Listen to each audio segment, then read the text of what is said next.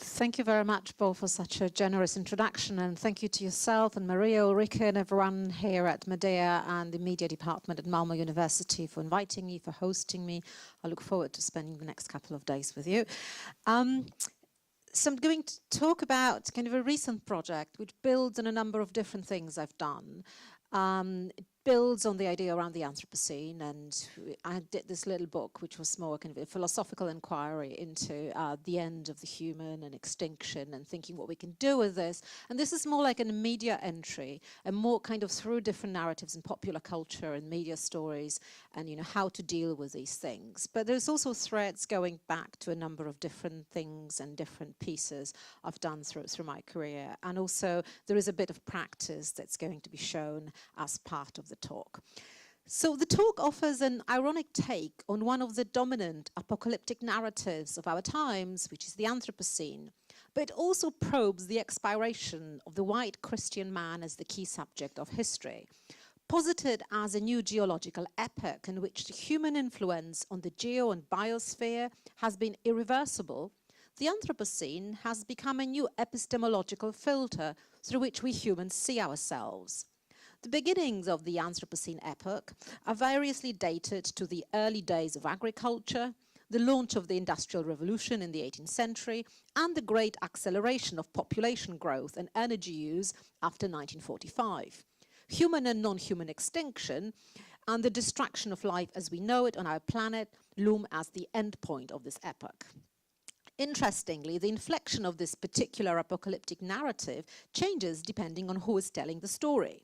So even though scientists still haven't unequivocally declared that the designation of a new epoch is entirely justified, the Anthropocene has already been renamed by cultural and political theorists as the Anthropocene, the Capitalocene, the Cthulhucene, the Eurocene, the Plantationocene, and the Technocene, with questions being raised about the viability of its underpinning logic that doesn't exist outside structures of mourning.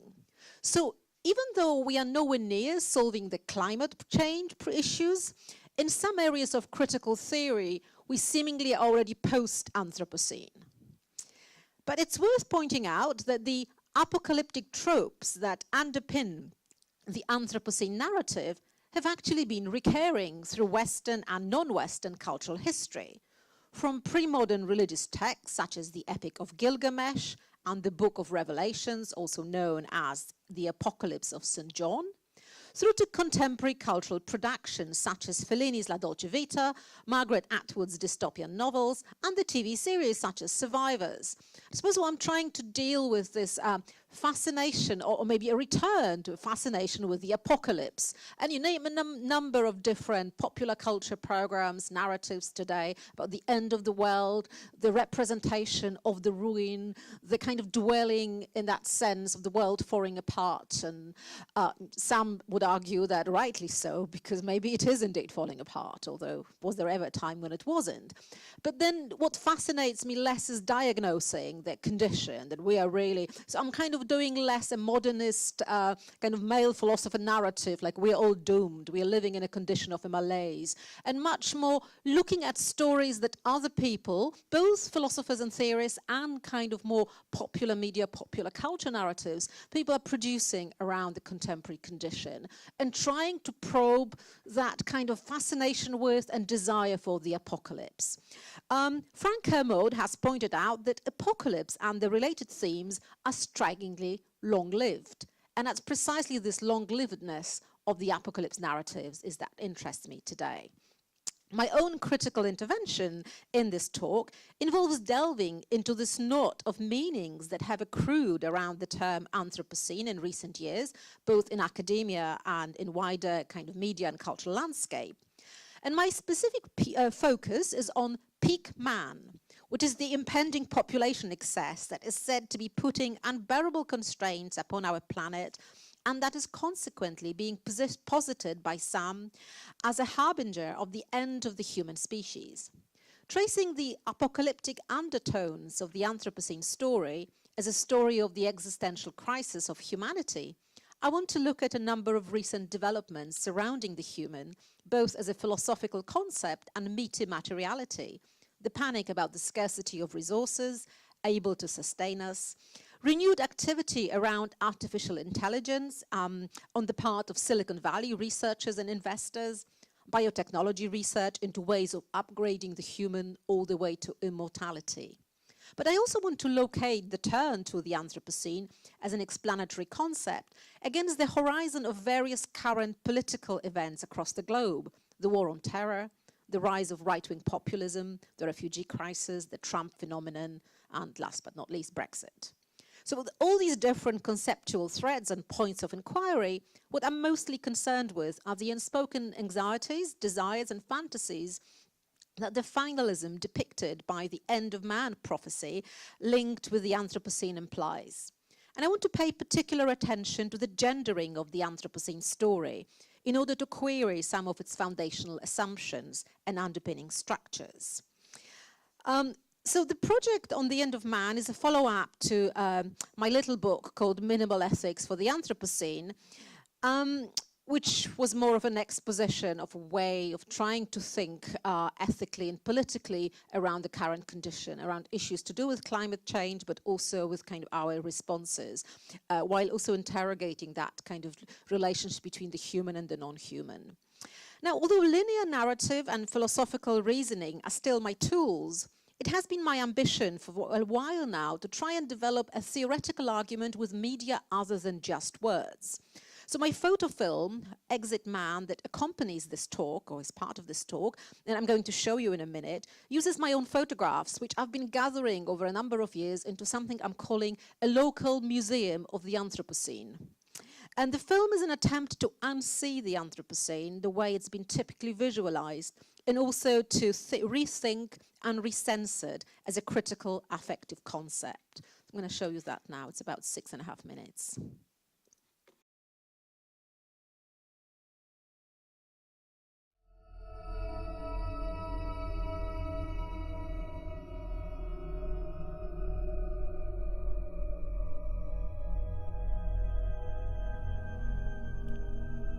The belief in seemingly interminable growth has led to depletion, scarcity, and the crisis of biological and social life.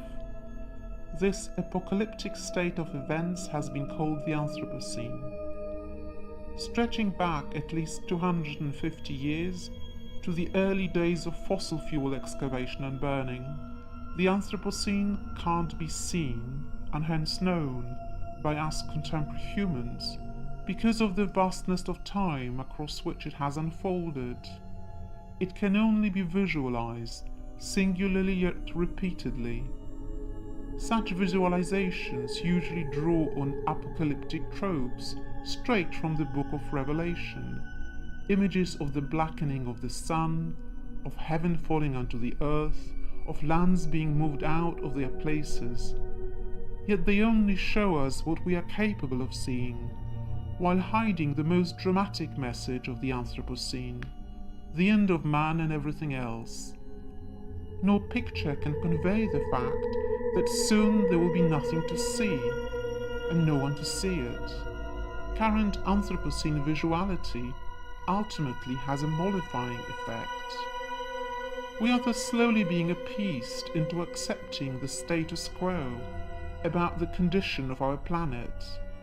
We are also being persuaded that salvation from the Anthropocene's finalism will soon arrive from a godlike elsewhere. It will either take the form of an escape to heavens, in the form of planetary relocation, or it will happen via an actual upgrade of humans to the status of gods. In both of these Silicon Valley-fueled prophecies, man arrives in the technological New Jerusalem fully redeemed and redesigned. In the humanist imperialism of the Anthropocene era, man has thus succeeded in elevating himself above the complex planetary processes to reclaim a divine position, that of the maker and destroyer of worlds. But he achieves his godlike status at the cost of sacrificing sexual and biological difference, disavowing his kinship with women and those of non-binary gender, with animals, fungi and microbes, the man of the neo-apocalypse emerges standing, proudly erect. This disavowal of cross-gender and cross-species kinship is a condition for the preservation of man's self-belief and self-appointed authority, allowing him continued dominion over the fish of the sea, and over the fowl of the air, and over the cattle, and over all the earth, and over every creeping thing that creepeth upon the earth. Should we therefore panic about the end of man, or should we rather welcome it, and maybe question what it is that is actually ending? Shouldn't we rather try and chip away at the apocalyptic habit that is also the foundation of man's fictitious authority? Is it not time to reclaim and rewrite the prophecy about the end of man?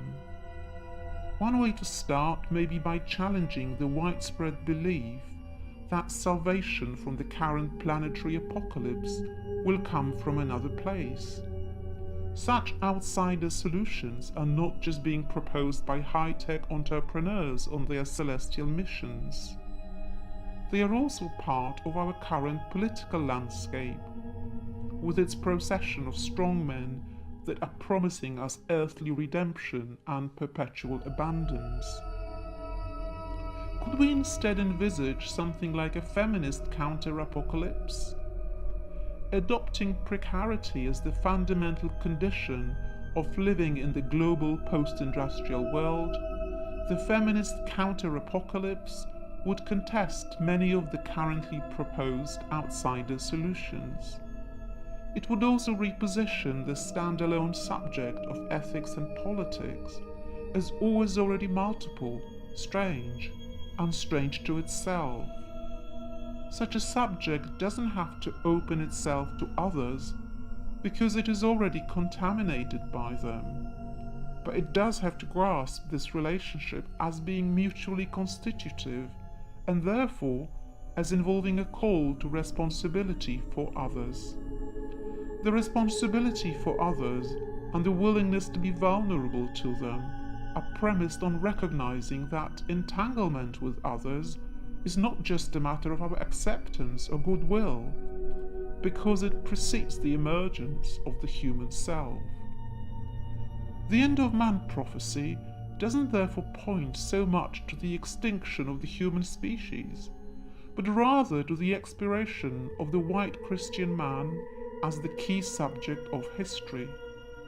The feminist counter-apocalyptic agenda promises liberation from the form of subjectivity that is pinned to a competitive, overachieving, and overreaching masculinity. It opens up to the precarious lives and bodies of human and non-human others, including the male bodies and minds that have been discarded in the downsiding process of disruptive semio-capitalism. Because under the current conditions, we all need to ask, if unbridled progress is no longer an option, what kinds of coexistences and collaborations do we want to create in its aftermath?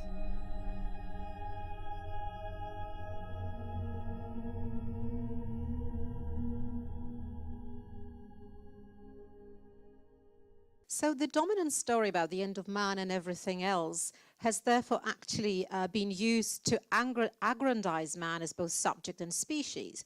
This story has an ontological dimension. It brings forth a temporarily wounded yet ultimately redeemed man who can conquer time and space by rising above the geological mess he has created. And you can see, maybe you can't see, that I'm kind of channeling my own inner Rebecca Solnit here with that kind of referencing her, kind of men explain the world to me. So the gender undertones of this new kind of planetary messianism reverberates through various articulations of the new epoch. When the Anthropocene Group, a subset of the International Commission on Stratigraphy, first convened in 2014 in Berlin to discuss whether the intensification of human activity deserved to be identified with a new term, Of the 29 scientists, the working group listed on its website as members at the time of the meeting, only one was a woman. Well, the state of events prompted the Guardian journalist Kate Rowers to suggest just call it the Manthropocene. But it's not so much the number of men informing us about the Anthropocene that's of primary concern to me, a situation that of course reflects just the structural gender bias of the sciences as such. What bothers me more is the gendering of the Anthropocene narrative itself, with its messianic apocalyptic undertones and its masculine, its solutionist ambitions. And therefore men explain the Anthropocene to me. I'm thinking here not just of the members of the Stratigraphy Committee under the leadership of Jan Zalasiewicz, but also other scientists and science writers, culture managers and humanities scholars. Stephen Emmett, head of Microsoft's computational science research and author of the book 10 Billion, has declared an unprecedented planetary emergency. Bernd Scherer, director of the Haus der Kultur und der Welt in Berlin, which ran a 2-year Anthropocene project, has announced that we have reached a tipping point, while post-colonial historian Dipesh Chakrabarty has claimed that what scientists have said about climate change challenges not only the ideas about the human that usually sustain the discipline of history, but also the analytic strategies that post-colonial and post-imperial historians have deployed in the last 2 decades in response to the post-war scenario of decolonization and globalization. Now, Chakrabarty's argument is particularly worrying, because in the disciplinary conjuncture that has been at the forefront of challenging the normative gendering and racialization of the human subject, the return to the human as the agent of history on a cosmic level has ushered back in many previously contested concepts and units of analysis: science, objectivity, nature, environment, crisis, with the sexless yet so very gendered man being elevated back to the center of action and a center of investigation and a center of research and inquiry. As Claire Colebrook highlights, after years of theory that contested every naturalization of what was ultimately historical and political, man has returned. The narrative of man as a destructive species hasn't only generated the imperative to survive, but has also produced what Colebrook and Cohen have termed a hyperhumanism, which I would like to rename as Project Man 2.0.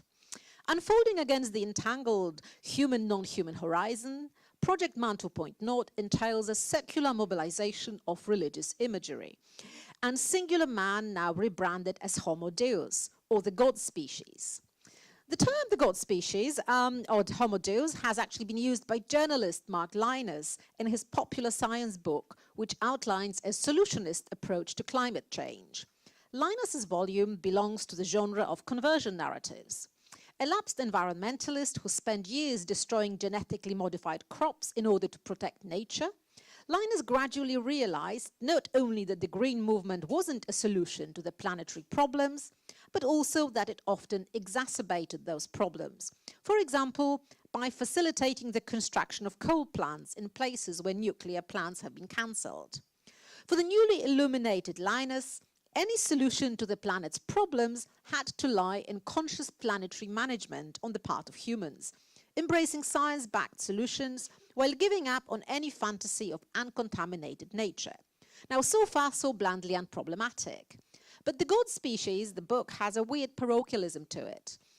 This is manifested in the proposal to abandon any such unpleasantries as calls for limiting human economic growth and productivity, or God forbid, capitalism, the profit principle of the market, as he says. Linus suggests we focus instead on identifying, quote, a safe space in the planetary system within which humans can operate and flourish indefinitely in whatever way they choose.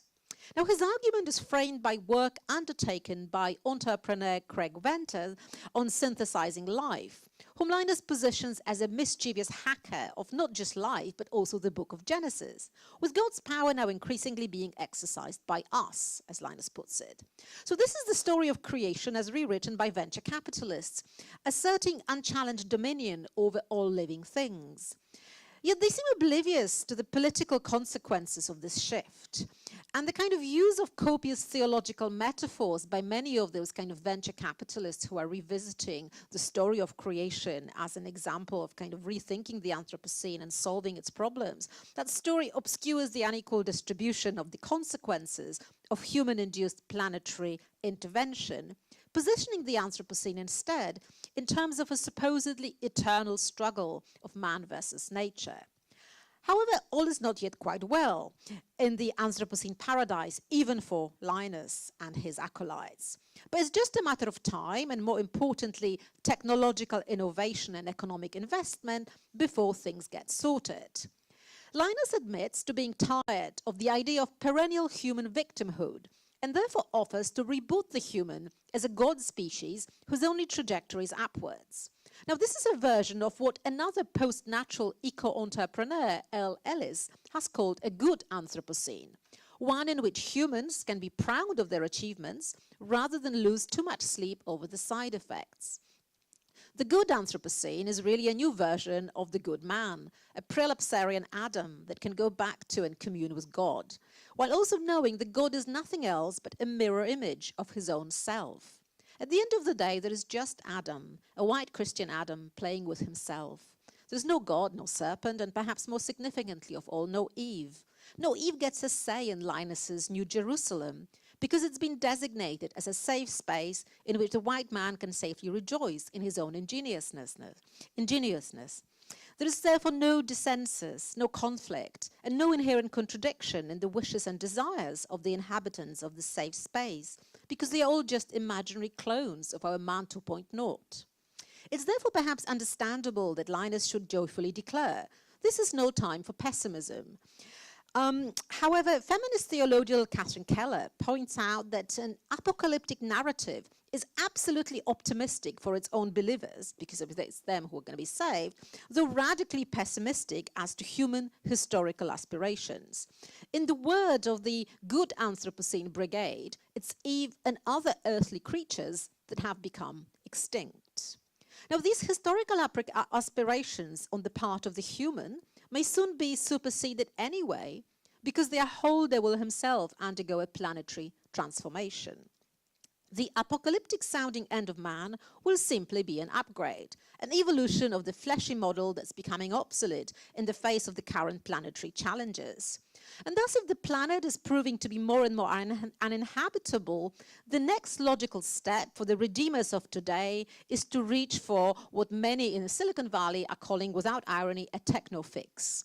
This perhaps explains the renewed interest on the part of Silicon Valley visionaries in 1980s cyborg discourses. So it's not Haraway's cyborg. We kind of really returned, as evidenced in programs such as kind of Humans or Westworld and others, but we've returned to the kind of the android that threatens us again, the kind of us, versus them narrative.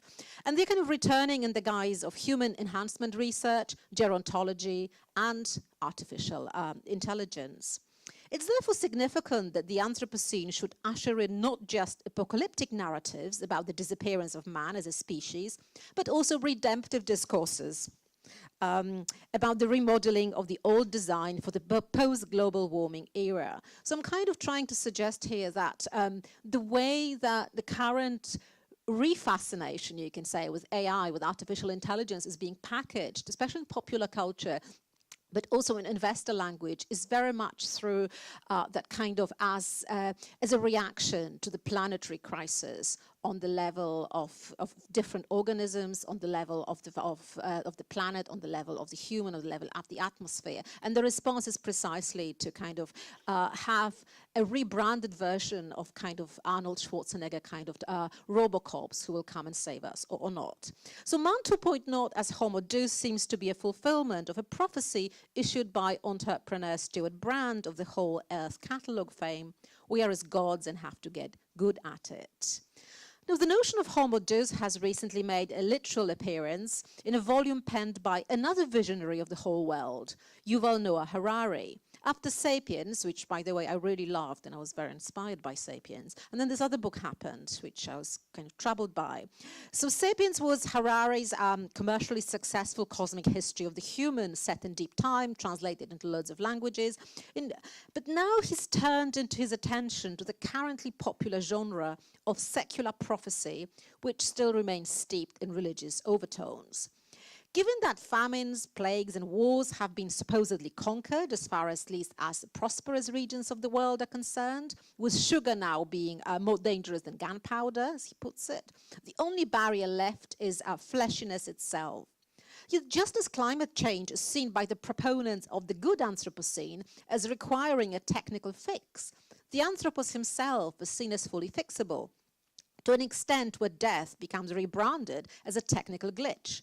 Citing research and investment into solving death by investor Ray Kurzweil, Google Ventures investment fund manager Bill Maris, and PayPal co-founder Peter Thiel, Harari concludes, "The writing is on the wall, equality is out, immortality is in."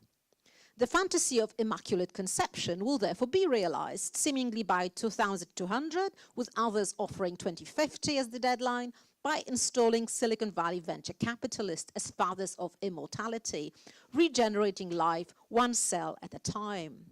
Now, Harari seems neutrally diagnostic most of the time, although occasionally the impassive narrative borders on the ironic or the critical. For example, when looking at the ideology of dataism, which rebrands humans as data processing units and then sets off to reap the benefits of this rebranding. Yet his Homo Deus actually preserves a rather conservative version of man as a future-proofed survivor, with his organs regenerated and his tissue replenished for generations to come, or replaced by more durable non-organic parts.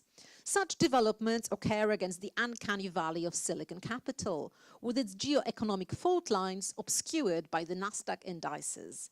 Harari's chapter on the Anthropocene ends with an unacknowledged humanist triumphalism, whereby the ostensible critique of the humanist model, propped up by notions such as the soul, language, or individuality, nevertheless ends up celebrating human ingenuity. This is the ingenuity of the human subject who will eventually abrade himself into a god thanks to his evolved ability to cooperate with others, but also of the male human author who is narrating the story of the secular human's return to the biblical tree of knowledge via physics, chemistry, and biology. So what's missing for me from Harari's account is an acknowledgement of the very gesture on the part of the human author to carve out the Homo sapiens as a discrete entity, to extricate him, and it's a him, from the various material and political entanglements and dependencies, and to speculate about his developmental trajectory into the future, his radical evolution of the mind, is merging with robots and computers. So that kind of radical cutting off of the relational ontology and the kind of isolation of a discrete unit of the human for whom then history is being written in a particular way, something that troubles me about this model. So all the kind of different relations and connections disappear from that story. Harari does recognize that the human is just another kind of animal and actually makes numerous pitches for veganism as the only defensible stance with regard to coexisting with other species. Yet the epistemological orientation of his time travel remains firmly in place. His arrow of time still flies alongside the history of man as we know him, only slightly more re-engineered. Harari's man is a diminished yet ultimately solipsistic Robocop who may just succeed in getting away with this whole Anthropocene unpleasantness because he's better than the other species at teaming up with other Robocops and at inventing stories and transmitting them to his genetic kin. But rats, cockroaches and microbes, no obvious storytellers as far as we can tell, will most likely prove him wrong. But should man's upgrade process fail or take too long, an alternative counter-Anthropocene plan is currently under development, man's planetary relocation.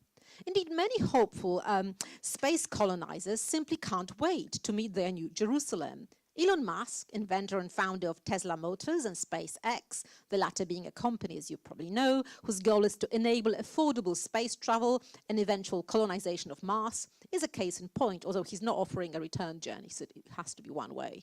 In the keynote presented at the 67th International Astronautical Congress in Guadalajara in September 2016, Musk explained that two fundamental paths were facing humanity today: staying on Earth and thus eventually becoming extinct, or developing into a spacefaring civilization and a multiplanetary species. Well, dreams of life on Mars have, of course, a long history, from the late 19th, early 20th century writings of astronomer and businessman Percival Lowell, who erroneously postulated the existence of advanced alien life on the Red Planet, through to the NASA Astrobiology Institute's search for evidence of prebiotic chemistry and life on Mars and other bodies in our solar system. But what's new about Musk's plan is not so much his desire to find life, sophisticated or emerging, on Mars, but rather his ambition to take life to Mars in the form of human cargo. Planning to start colonization in 2022, the main obstacle in realizing them at the moment is the high cost of spacecraft construction, something Musk promises to address by developing something called a SpaceX Interplanetary Transport System. Musk's Astronautical Congress keynote was richly illustrated with seductive images of pointy and hard bullet-like rockets with rounded heads, steaming, throbbing, and then rising up to pierce the Earth's pink and soft atmosphere on their journey to Mars. It was CGI space porn of the highest caliber, and it was being lapped up by the wild crowd. Well, I kid you not, it's a real still from his presentation. So the two forms of technological escapism from the Anthropocene have a more inward-looking counterpart, one that I'm calling here, with a nod to science fiction writer Stanisław Lem, Encystment. Now, Lem uses this term in his philosophical treatise Summa Technologia to describe the behavior of a civilization that is experiencing an information crisis and is thus threatened with a loss of control over its own homeostasis as a result of receiving too much feedback from outside. In response, such a civilization will become encysted or construct a world within a world. The mechanism of encystment is regularly mobilized by various sections of the human population in an attempt to ward off all kinds of threats. The protective cyst, which is emerging today in the form of walls, barriers, bans, and exits, is being fueled by discourses of excess, mainly the excess of human bodies. There's too many of them, whoever them are, and its organic and non-organic products. And thus the progressive politics of degrowth on the planetary scale in the face of the Anthropocene finds perhaps too easily its ugly twin in the localized discourses of information and matter overload, cyber-terrorism, multiculturalism, immigration flood, the refugee crisis. Apocalyptic discourse ultimately serves to maintain the status quo of the self-same white Christian man and to protect him against what seems alien and hostile: women, trans people, young black males, refugees, the homeless. So this mode of thinking and acting promotes species chauvinism, with the elevation of man over his animal companions and non-human constituents. It also leads to a return to nationalist or regionalist governance via encystment, a conservative politics of maintenance and preservation. Anthropocene apocalypticism therefore reveals itself to be nothing more than an exercise in narcissism, a denial of the feeling of being the animal that you are, born of other animals, made of mirroring them, to cite Christine Dombeck. The denial of our animality takes place at the expense of projecting that animality onto others, the parasites of the accepted social and economic order, who become enclosed in refugee camps, such as the Calais jungle in France liquidated in October 2016. Importantly and worryingly, the successful politicization of right-wing Christians in the light of apocalyptic narratives has its wider aftermath in the resurgence of right-wing populism across the world as a response to the impending planetary cataclysms. Again, I'm kind of making perhaps a tenuous link, but I'm kind of trying to trace a certain the link about what's happening politically now to those kind of broader discourses around the state of the planet. Francisco Panizza offers a symptomatic reading of populism as an anti-status quo discourse that simplifies the political space by symbolically dividing society between the people as the underdogs and its other. The Anthropocene imagery provides a justification for the finalist pronouncements of many of the post-political politicians and their followers, with the populace being elevated to the multiplicity of man, seemingly threatened yet still standing tall. We've been experiencing the rise of populism in the world for a while now. Panizza's edited collection, Populism and the Mirror of Democracy, actually came out in 2005 and already included analyses of the growth of right-wing populist Freedom Party of Austria post-1986 under the leadership of Jörg Haider, the emergence of populist elements of the new politics of Carlos Menem in Argentina post-1989, and the turn to populism in post-apartheid South Africa. Yet recent times have arguably provided an intensification of populist tendencies, as evident in many world events, from the Donald Trump phenomenon through to Brexit. Setting itself against the elitism and corruption of traditional politics, the recent form of populism still very much borrows from the Christian myth of redemption. It offers a promise of emancipation after a journey of sacrifice. And it's kind of very much to be reflected in austerity discourses in Britain, seemingly a very secular country, where that kind of language of austerity and its more kind of Protestant articulations is visible. So no matter whether the fuel for these political movements is religious or secular, its recent nemesis also tends to be a religious figure, a Muslim man. In the populist political rhetoric, he's not always a terrorist, but he's always potentially dangerous. He can become radicalized, oppress his wife, assault our women, or end up a rapist. This explains the illogic behind Anders Breivik's act of mass murder, first in Oslo and then on the summer camp island of Utøya, of over 70 of his Norwegian compatriots, whom he associated with cultural Marxism. Not particularly religious himself, Breivik had a strong sense that European identity was formatively entangled with Christianity, and that its key enemy was Islam. In his book Heroes, Mass Murder and Suicide, Italian philosopher Franco Bifo Berardi rather chillingly observes that the fundamental political agenda of Mr. Breivik is not so far removed from the agenda of conservative political movements the world over. So in a way, they're saying, though, Breivik might be more radical, and the actions he undertook were obviously had more radical consequences, but there is a certain continuum, and this is what we should be also worried about. That's Bifo's argument. So what we are witnessing, according to him, in the pronouncements of their supporters, now increasingly more visible thanks to the internet and social media, is a defense of a particular version of Eurocentric identity, which seems threatened with both Islamification and demasculinization. This is illustrated in the misogynist slide from Muslim to woman in Breivik's own rant, when he says, femininity is penetrating everywhere, and the feminization of European culture is nearly completed. Europe is a woman who would prefer to be raped than to risk serious injuries while resisting. Now, Chantal Mouffe claims that when democratic politics has lost its capacity to shape the discussion about how we should organize our common life, and when it's limited to securing the necessary conditions for the smooth working of the market, the conditions are ripe for talented demagogues to articulate popular frustration. A response to the state of events leads to what Mouffe identifies as moral condemnation and the establishment of a cordon sanitaire around the populace, which is basically how the New York Times deals with Trump, in place of engaging them in political struggle. It's because in the era of economic consensus, there doesn't seem to be any room for political struggle anymore. There is only room for frustration, fury, persecution mania, and more worryingly, depression and suicide.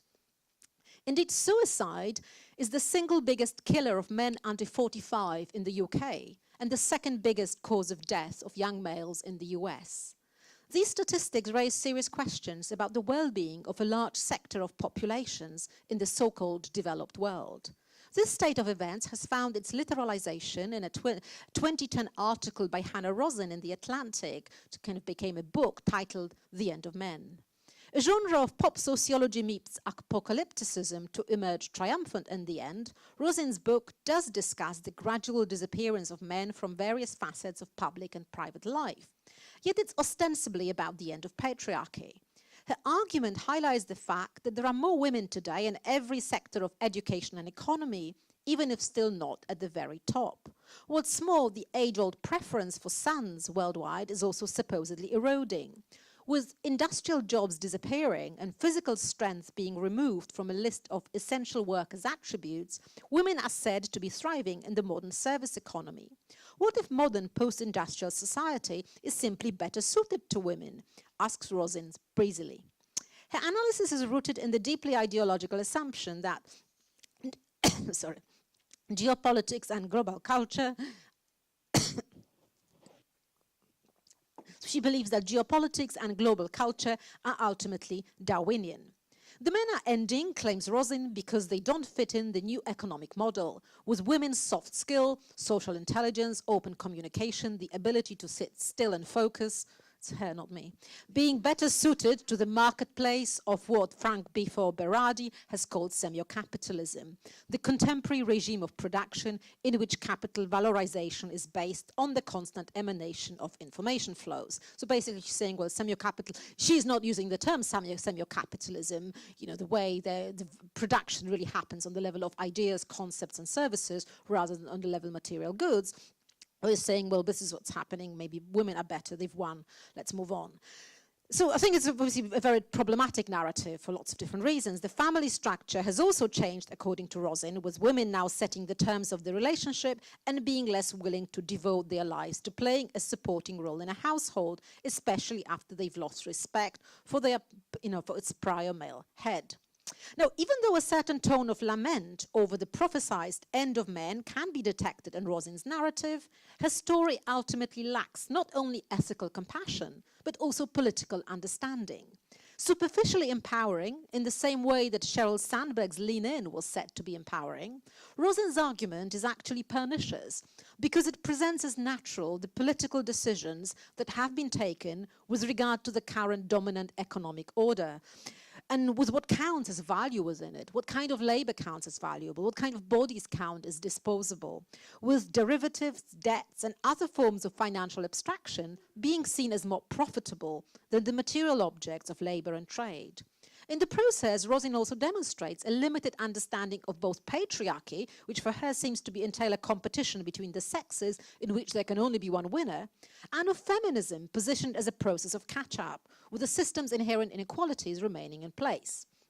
So it seems that in Rosin's universe, gender relations can change to the extent that the domination of manhood can be sociobiologically weakened, but the economic system that sustains them can't. To paraphrase Frederick Jameson, it seems easier for Rosin to imagine the end of man than the end of capitalism. So as should have become clear by now, I hope, to all of you, this end of man, as I've analyzed it in my paper, is not meant to be another example of man bashing.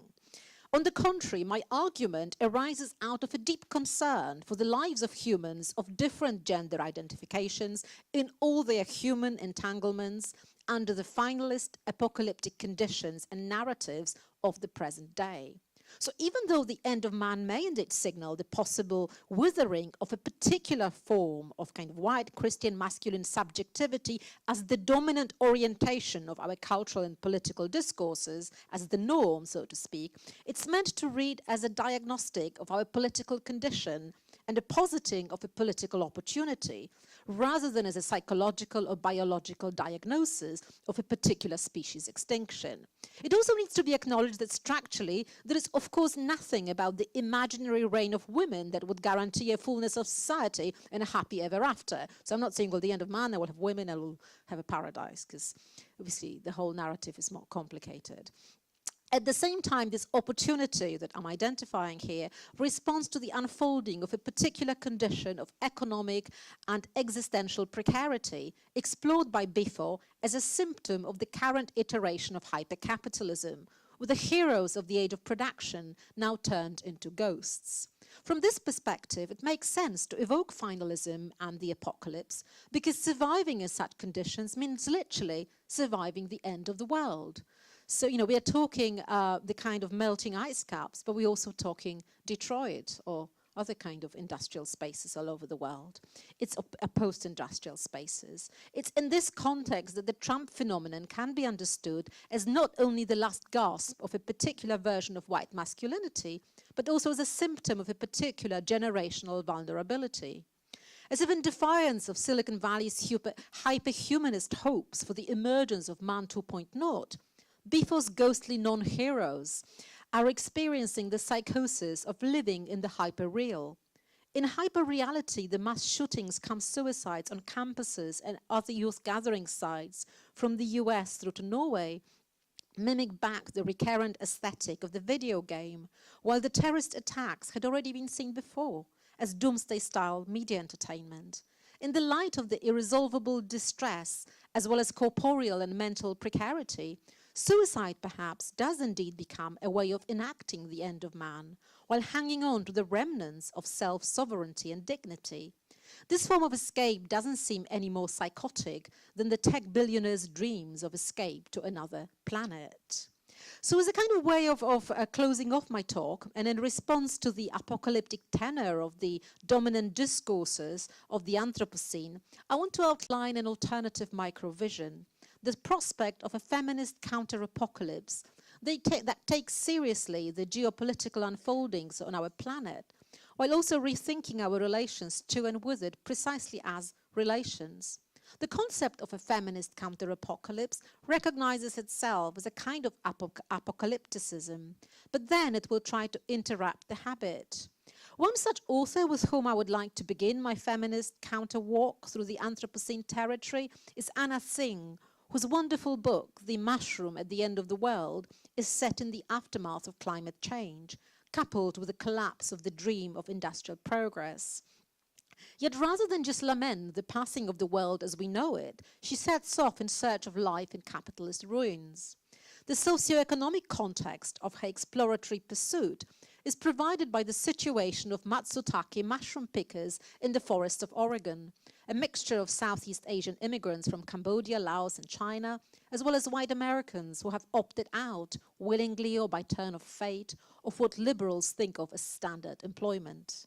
Reflecting on the precarious lives of the pickers, Tsing also lends an ear to the precarity of ecologies of various scales in which they operate.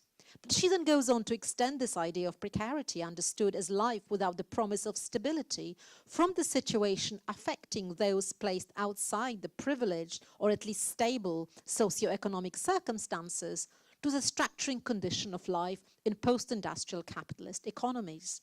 In a similar tone to Bifo's argument about the radically destabilized nature of employment in the era of semio-capitalism, she recognizes that now many of us, North and South, confront the condition of trouble without end.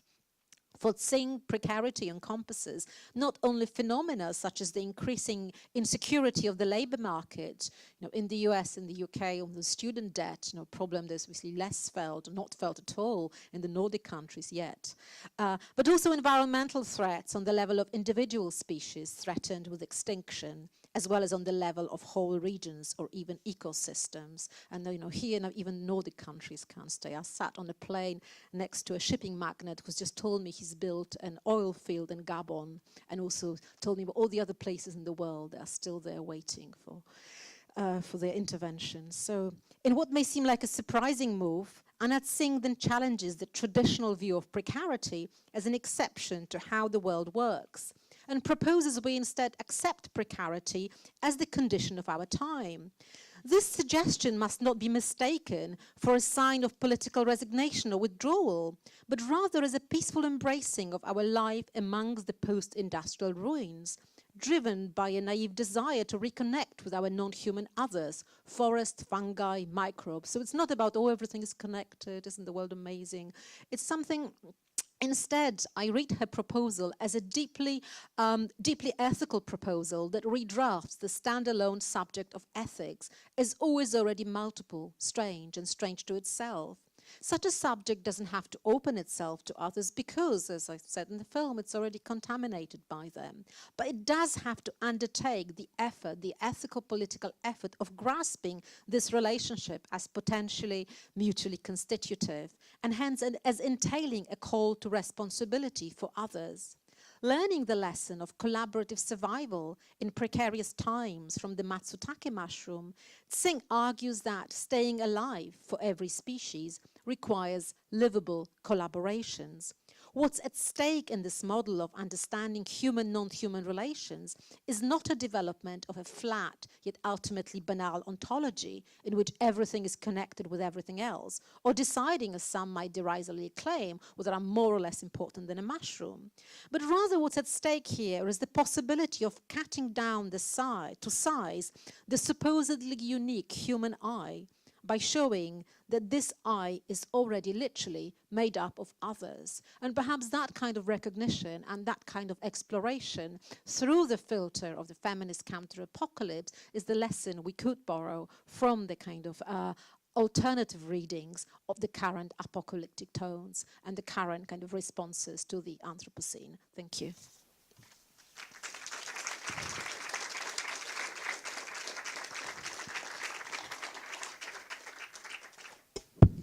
Oh, thank you, Joanna, for this wonderful start. I'm going to open the floor for discussions in a while, but first I'd like to invite two people to the floor here to put the initial questions, and that's Anuradha Reddy and Michelle Westerlaken, who are PhD students in interaction design here at Malmö University, and they've been scribbling intensely during the talk here, but also been prepared a bit before. So please.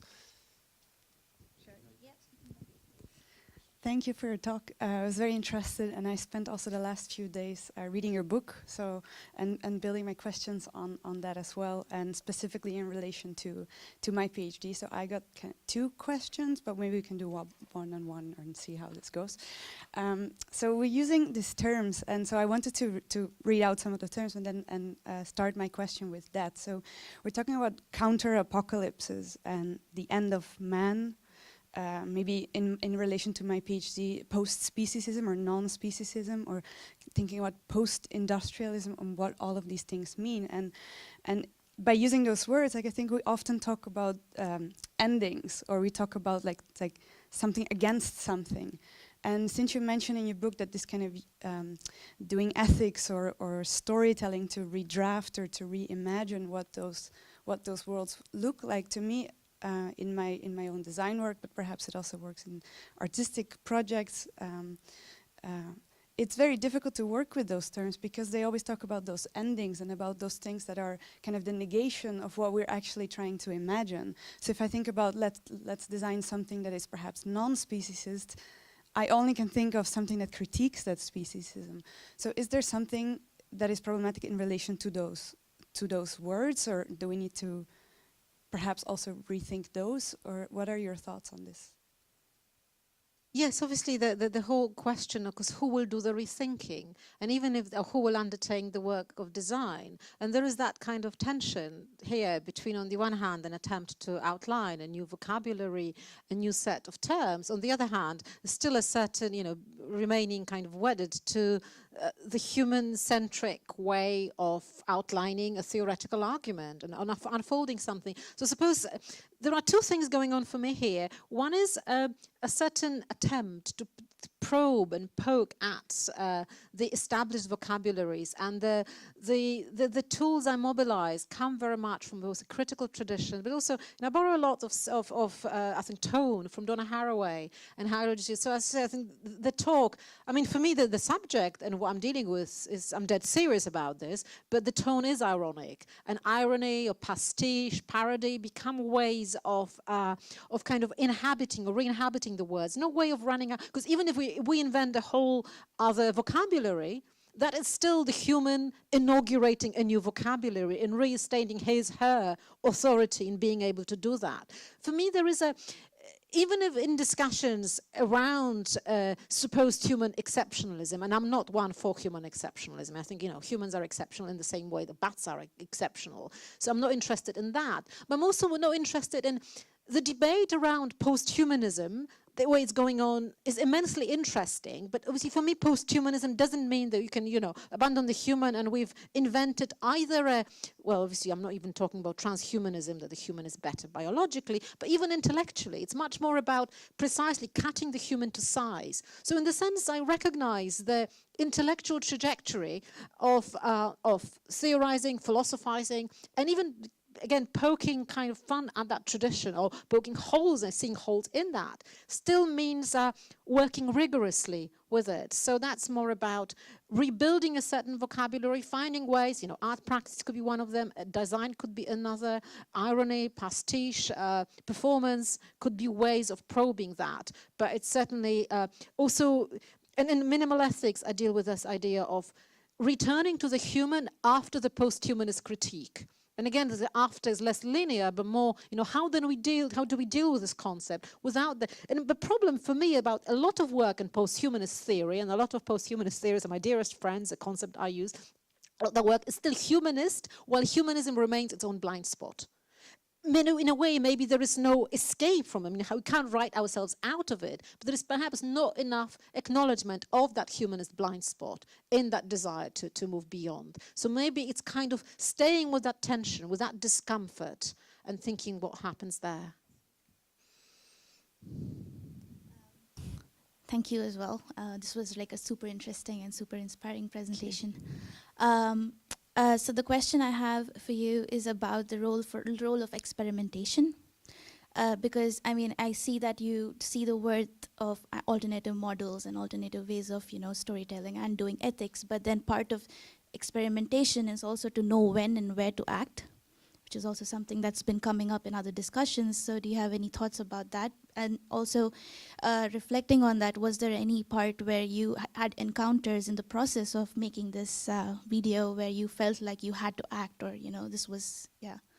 It's the question of experimentation is very important, and there is also a danger with experiment just becoming a form of pointless playfulness, and there is always a danger of any kind of you get and you engage in academic practice or artistic practice, that perhaps this is what we're doing.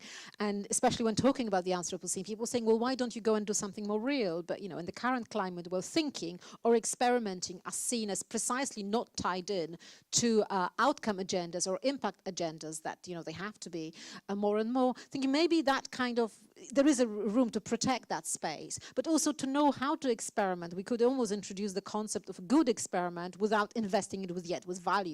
And maybe the process of figuring out what it means to be is also an ethical task. What would be a good experiment, not defined in advance? My own story is interesting, because when I was I was building this local history of the Anthropocene I was making, so it's another kind of ironic take on those big narratives and big ways of representing the unrepresentable.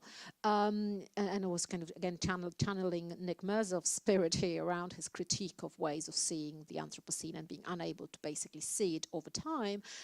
So I was trying to make a picture book, and I was building, and it was becoming this big archive, and it was in color and everything. And at some point, it became a short film. So from a picture book I was building over years and tiring everyone to death by showing them this big archive I've built, and there's some references to it. So that was my little practical experiment, and somehow it fell together, not necessarily for my audiences, but for me at least. It felt there was the time to stop, but also it became something smaller, much more minimal, and yet I kind of know that there was a lot of, and obviously I withdrew color from it, I withdrew other things from it. So that was a little gesture for me. My other question actually continues a bit on this line of practice and the role, again, of the non-human in that practice. Because as you mentioned, like, it is the human that does the artistic work, makes the pictures, decides what to present. But there is obviously like a role that non-human has. And in your book, you don't really go too much into it. You don't.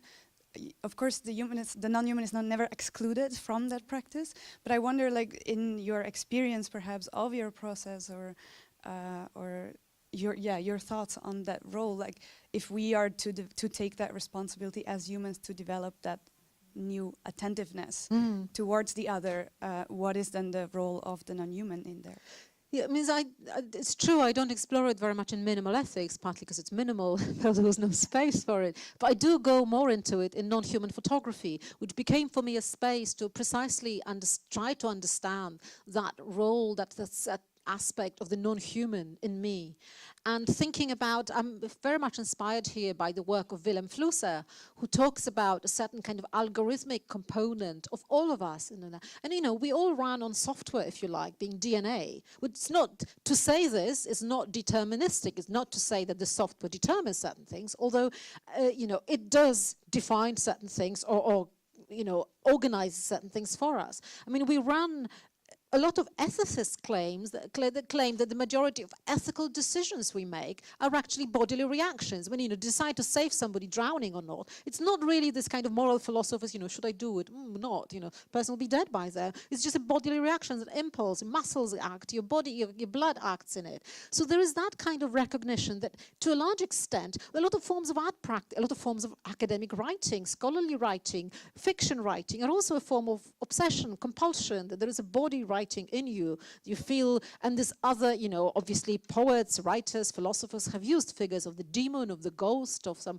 but you know, it could be just something else. So there is a form of, and Flusser asked this question precisely about how do we, in recognizing that machinic component, or algorithmic component in us, even before computers, to some extent that maybe we are non-human, you know, how is there still space for freedom? And for him the answer is there is, but you know, how do we, maybe that becomes the most important work in the project, to recognize this, thinking what we can still do, not against the machine, technology, the non-human in me, but kind of with it. But then do we also have to take that responsibility then to note that and to also recognize that and to pronounce that, let's say, in the artwork or in our reflections on? I think so. I think so. But again, it introduces a certain form of. Again, I'm going to introduce a religious term, humility. But, you know, it's not a good word, but it's a form of humility. Any kind of practice to recognize that it is the other in me. Not to, you know, but not to mention all the other influences from human and non-human others that. One final question. So I was wondering who would be the audience of this this video as well as this presentation, because I think about how you talk about doing philosophy in the book, and who gets to do philosophy, because I mean I feel like there's a certain privileging in this way of thinking, which when we want to expect everyone else also to do this philosophy, then it's not equal. No, but I'm kind of, I'm going to defend the right to philosophy, because I think it's, not everyone gets to do philosophy, but the thing is fewer and fewer people do these days, not because of just the kind of economic privileges and things, but also because philosophy, or more broadly, thinking or critical thinking over a long time, embedded in rigorous reading and so with all the experimentation. So I still have a lot of respect for academic tradition and rigor. Might not have come across like this, but I do, and I'm still, you know, I believe in the scholarship. So I think that's a zone worth protecting. However, the way I do about 50-50 of my work, 50% of my work is in traditional academic context, conferences, and the other 50% is in other spaces.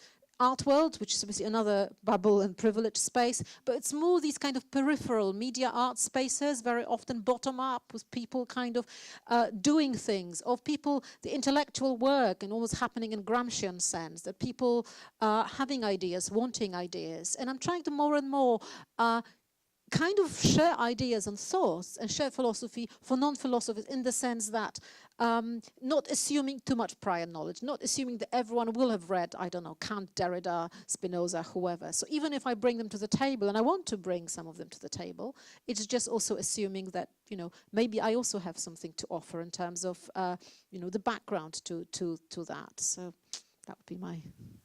I just want to say also that your book was extremely accessible. I mean, I thought it was very well written, yeah. Thank you, I appreciate that. Thank you. Other questions from the floor now? We have time for that. Susan Kussel. So we're recording it, that's why I'm bringing the mic around here. Thank you so much for your talk.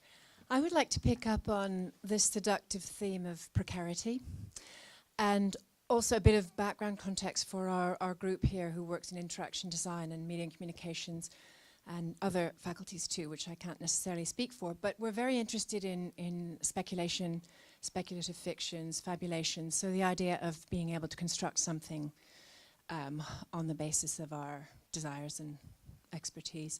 I would like to ask you two questions. One is if there's a difference in the model between the precarity now and the precarity that might be part of your feminist counter-apocalypse.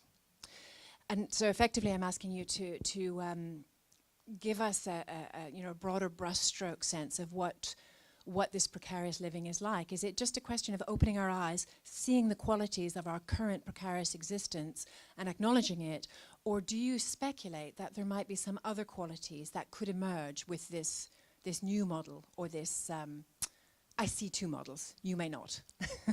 This second model. Okay. Yeah. I think it's a cracking question. Thank you. I suppose the answer is both, in the sense that it is about opening our eyes and recognizing something. And I'm also aware that there is a danger of what I'm doing might sound like rebranding precarity. So management consultants would be delighted perhaps to say, oh, it's great, it's actually not so bad because you think it's austerity, you think people have it hard, but it's actually good for you. It could become an ethical space. So I don't want to do that. I also want to recognize, so even though it is about opening our eyes to precarity, we are not all precarious in the same way. Like, I'm not particularly precarious. I'm aware of the certain position of privilege. And I mean, it's precarious in lots of ways of, professionally, academia is going where it's going, but at the same time, in terms of precarity, and I think what's changed, especially over the last kind of decade, is that suddenly questions of poverty and the ladder being kind of kicked away from the younger generations, it's not something that just happens out there. It's affecting kind of what previously used to be called middle-class populations in the, again, so-called global north or developed world, or use any of the other problematic terms. So there is a certain sense of discomfort. I think it's to planting precarity as a sense of realization for, I think, all of us, whatever activity we undertake, but especially, I think, creative scholars and artists already are living within that condition, especially artists not attached to institutions. So I think it's important. But it's also realizing and looking at if precarity is the way to come, and maybe it is the shape of the world to come, in the sense of what kinds of ways of living with it or as part of it. So it's partly maybe coming to terms with a certain inevitability, as in, of course, I would like to work towards a better, a more just world in which there is less economic inequality, but I'm also aware of the limitations of what philosophers, cultural theorists, and artists can do. So it's almost also recognizing and coming to terms and having different fabulations around this. And it is still quite tentative because, as I say, I am aware, and there is a danger of it sounding like, well, you might think it's bad, but let's turn it into a creative playground. There is a possibility, and you look at economic indices, you look at predictions, you look at the accumulation where wealth is growing. I mean, things might actually get really terrible. Not to mention the quality of air and all the other. So it's both kind of economic and ecological. This is what Tom Cohen calls a dual eco crisis. So I think things are probably quite bad, but the kind of responses, and in a way maybe my approach is more modest here, in the sense that it's just trying to look at some of those apocalyptic narratives around, oh my God, this is terrible, and that kind of return of high modernism in response to the Anthropocene and a certain delight of a theorist or artist. I mean, the Anthropocene has become a true industry now in art galleries. I mean, it's hardly a week goes by without another Anthropocene exhibition. And so, yeah, so it's more like thinking, how do we stay with a theme and maybe develop a slightly different mode of thinking? Could this lead into something, but without just being a salvation narrative in itself? Okay, other questions? I'm wondering, excuse me. I'm wondering if you can comment on this sort of cultural moment we're having right now, where there's this mainstreaming of radical feminist politics, and how that plays into or informs or is informed by the end of the Anthropocene. That's a big question, and I think that mainstreaming is informed by a lot of different things. And maybe it's also the whole kind of challenging of a certain notion of political subjectivity, which was traditionally tied in to this idea of the kind of male subject. But also it's interesting or worrying now to see this procession of what I call strong men in politics. I mean, some of the figures that have appeared almost like caricatures of themselves, and we look at a number of different spaces worldwide. So at the same time, but there is a certain parodic discourse around them, be it, Trump or Boris Johnson or others. At the same time, in terms of the accumulation of power and wealth, and nothing is changing. So there is something, so that emergence of, and the mainstreaming of feminism might also be a response to it as an alternative way of trying to build an intellectual coalition against things that are kind of firmly in place.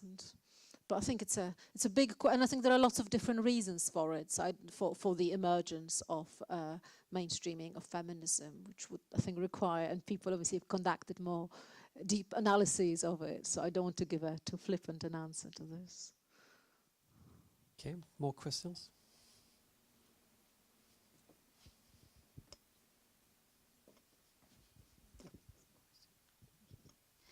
Thank you for this very, very interesting talk. My question is a little bit vague in my mind, so please bear with me.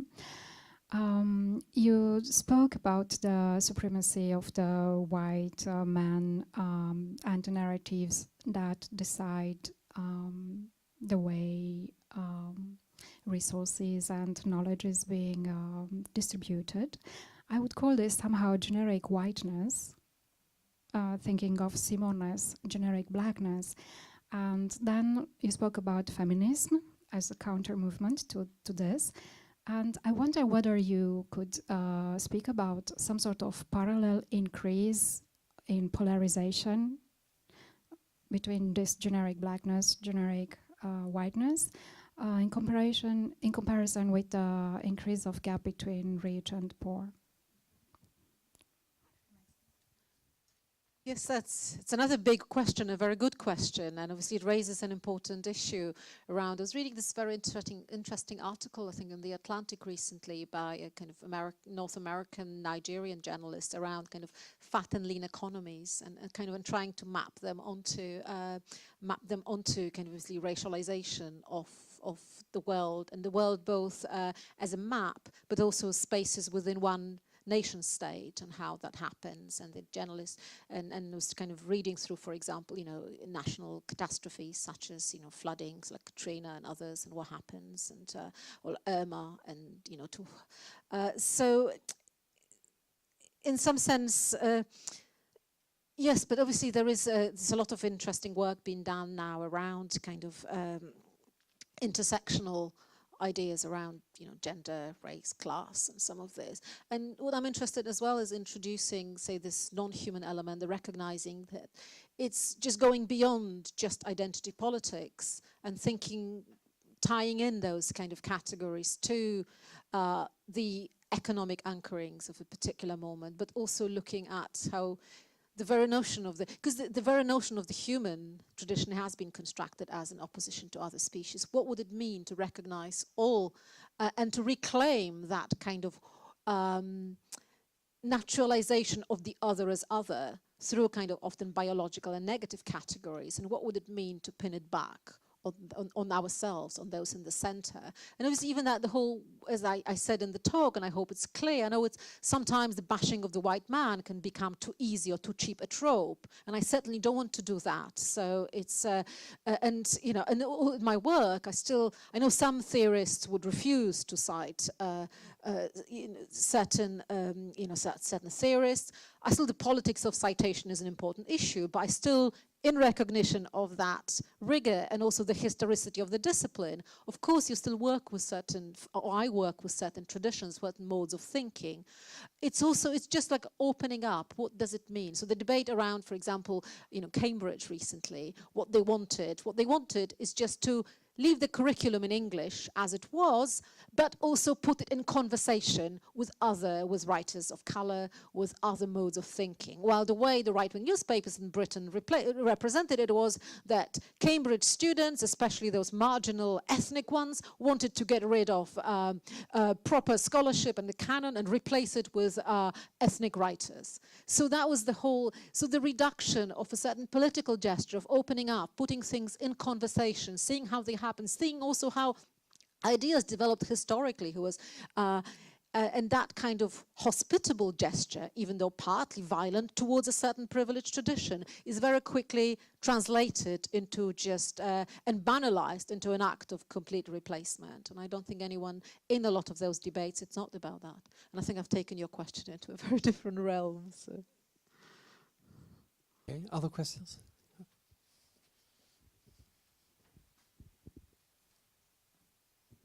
Hello, thank you for your seminar. I have a question. It's a bit blurry in my mind, so I will just say how I think it and then see how you catch it. Okay.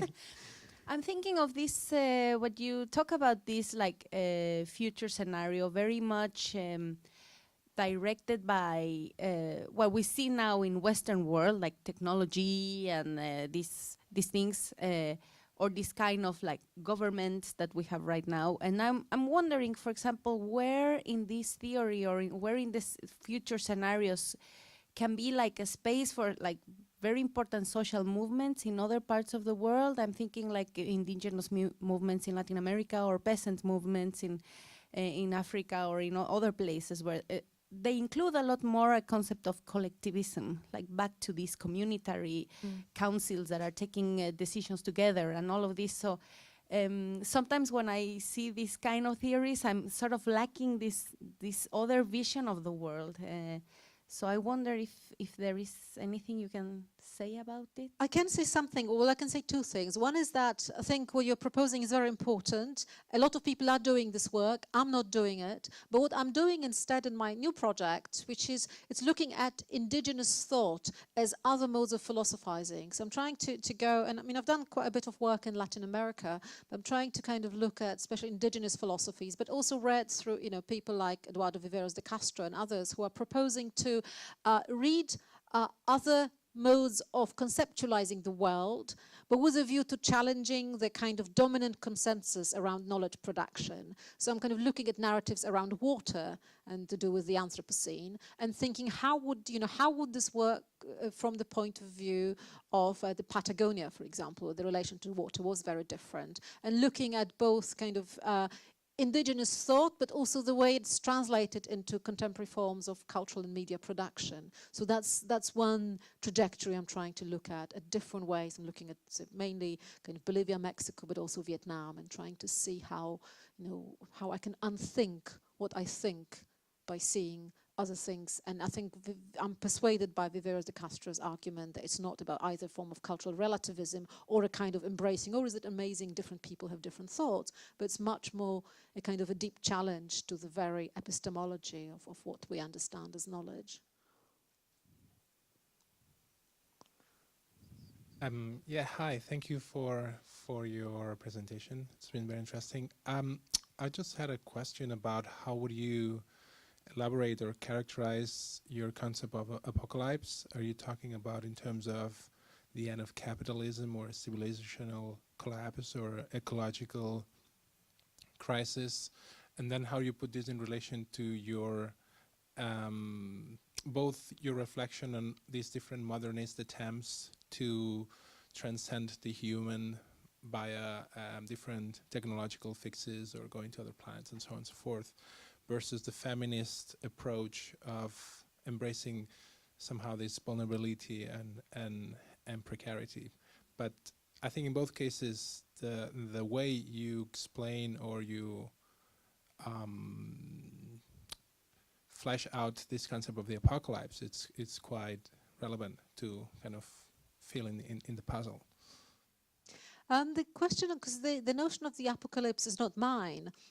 So what I was trying to do with this project and this paper is pick up on the existent or discourses of the apocalypse, and I was fascinated by the fact that they have become so prominent, and then borrowing from other thinkers, say like Frank Kermode and others, showing us that there is some kind of longevity to the apocalypse that keeps returning. To some extent, you might perhaps even argue that humans have constituted themselves as humans by constantly reinventing their own finalism. You know, you can say, Heidegger's philosophy is premised on the very idea of the human is precisely having that sense of apocalypse on the individual level and that relation to it. And then obviously others expanded. But what's happened now is as well that there are some discourses and also materialities unfolding coming from others, not from philosophers or theories, but from economists, from analysts of equality, and from others who are showing us, from people working on kind of global food systems, showing that there is something definitely happening. So on the one hand, I'm interested in people folding those different occurrences in the world under the rubric of the apocalypse and what it means, and how can we, and I'm not trying to set up an opposition between bad apocalypse of those whose tenor is really dramatic and potent, and on the other hand a good apocalypse which is bottom up and feminist and kind of like nicer or I don't know, funnier. But it's more like thinking if the condition of the present moment, and obviously I'm trying, if the condition of the present moment is precarious on so many levels, and I have no reason to I haven't analyzed all the different indices around the acidity of oceans and water, but I'm taking it on board. I'm taking on board the general scientific consensus that things are pretty dramatic. I'm also seeing, economic precarity, which again, with my own bare eyes, you can only see bits and pieces, but I'm taking on the discourse, the consensus that there is a certain precarity. So how do I work with that? Can we develop, is there something disabling as well around the modernist apocalyptic narratives? I'm also intrigued and worried by the fact that how solutions are offered. So I'm saying here that apocalypticism gets mobilized to then allow a certain exit strategy, for example, proposed by the techno fixers coming from the Valley, from Silicon Valley, and that kind of, because saying, oh, we've got a real problem, the world is falling apart, but hey ho, we've got this kind of solution. So I'm thinking, if we redraft the very, the way we understand that apocalypse, and then can we also, can we challenge some of those solutions and the idea of the techno fix that is being proposed? More questions?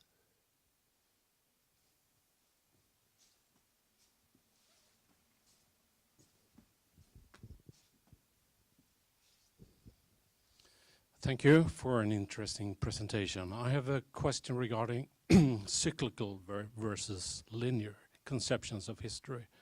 It seems to me that the framework within which you place your your thinking broadly is a linear conception of history, and thus also to some degree a Western-centric conception of history. And this is, I would suggest, in a moment when, a cultural moment when we are more and more influenced by cyclical conceptions of history, not least from Confucianism and East Asia. So that is my question, the contrast between, a cyclical and a linear conception of history. Thank you. I mean, it's an interesting idea, and I suppose I respond partly the way I've responded to some of the others around that I'm only working within the linear concept of history because my work here is diagnostic to a large extent. So I'm responding to certain articulations that are already in place. So it doesn't mean that I'm thinking, well, history unfolds in a linear manner. And I was already kind of trying to gently kind of poke fun at Harari, at precisely his arrow of history that only flies one way.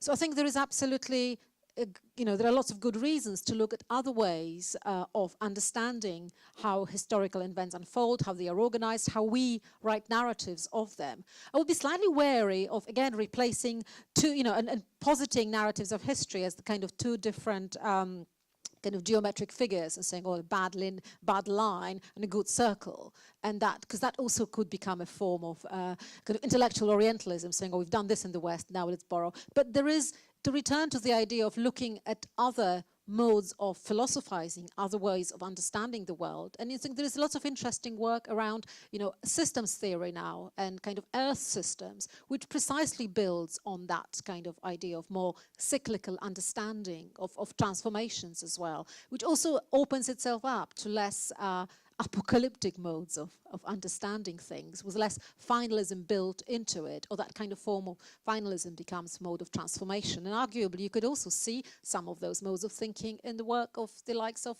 Spinoza, for example, not just, yeah.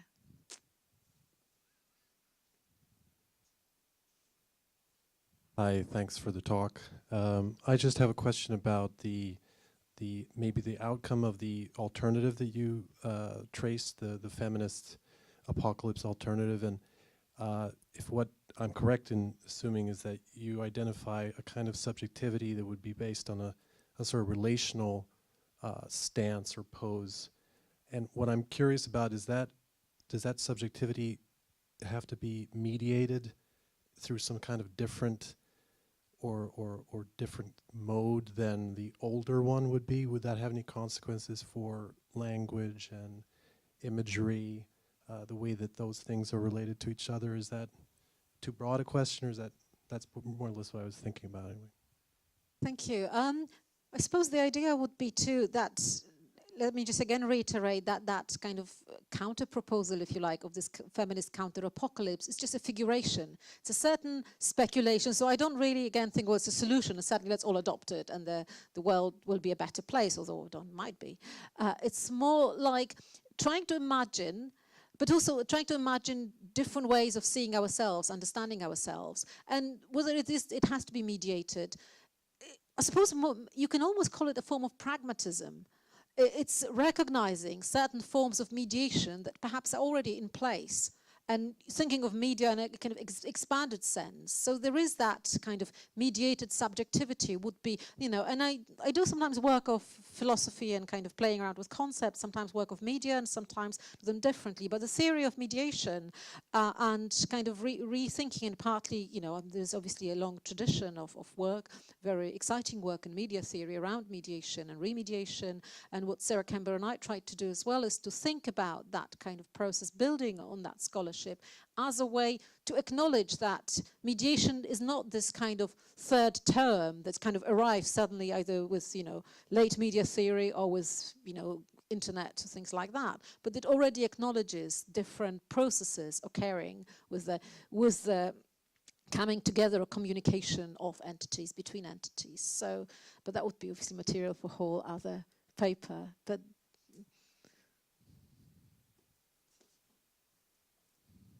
anyone else?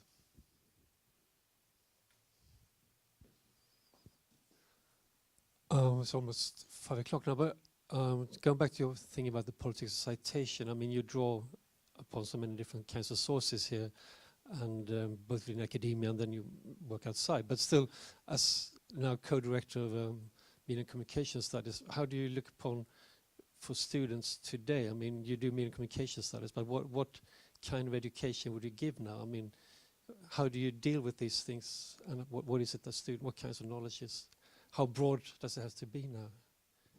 well, I think it has to be broadened in lots of different ways. It's a we've got a very interesting initiative unfolding at Goldsmiths called Liberate My Curriculum, and it's bottom up. It's totally led by students, and the Goldsmiths students are quite politicized in lots of different ways, and so they are challenging the assumptions. And the discussions we've been having in the department was, well, should I change my curriculum because our student body is very multicultural, or should I change my curriculum because there is a bigger moral imperative to take into account voices that were not part of it. So in some sense, not just responding to students' needs, because that would be also patronizing towards students, or students are coming from different regions of the world or different socioeconomic classes and different ethnic groups, so they can't appreciate white Western philosophy. So it's absolutely not about that. It's about while remaining faithful to the tradition, thinking what are the foundational assumptions of this tradition, what's missing from it, what has been excluded.